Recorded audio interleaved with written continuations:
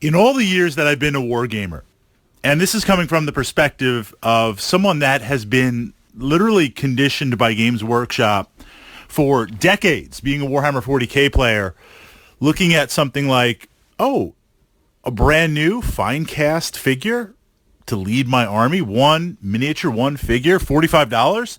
That's a completely reasonable price. And I say that half in jest, but I also say that from the perspective of, yes, a premium hobby. I'm a very, very focused hobby on there.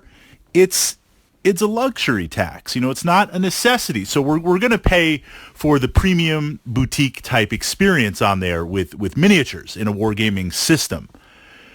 But here's what I don't understand.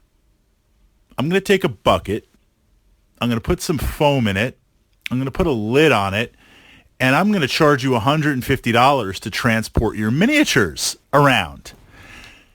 The price of a gaming case to hold your miniatures, not just, and this isn't just Games Workshop, you know, literally their new like big size, it's just a plastic tub with a handle for $180 and some foam.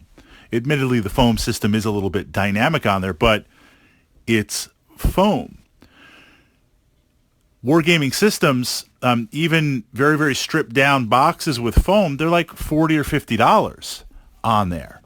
This is kind of like an untapped resource. This is kind of the equivalent of D&D role-playing books selling for $50 each, where it's like that just doesn't add. I understand profit margins, capitalism, all that type of philosophy on here. We got to make some money. I get it. Value for the shareholders, but it's foam and it's a gaming case. That over the years has really, really surprised me. The high cost of it. And the real challenge, of course, where they get you is your miniature collection is going to expand. It's going to get bigger and bigger and bigger.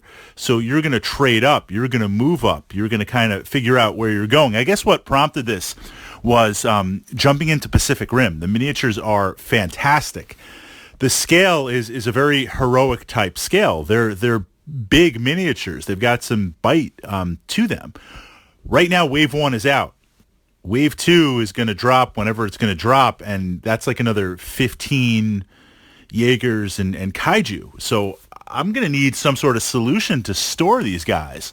And if I'm going to store them, I'm also going to look at, well, I want a place to put all the cards and gaming material and probably carry around some of the terrain. It's not a super heavy terrain type game, but it's dense enough. There's enough in there. I'd like to get it all in one case. To do that in a miniature wargaming case, I'm going to need two.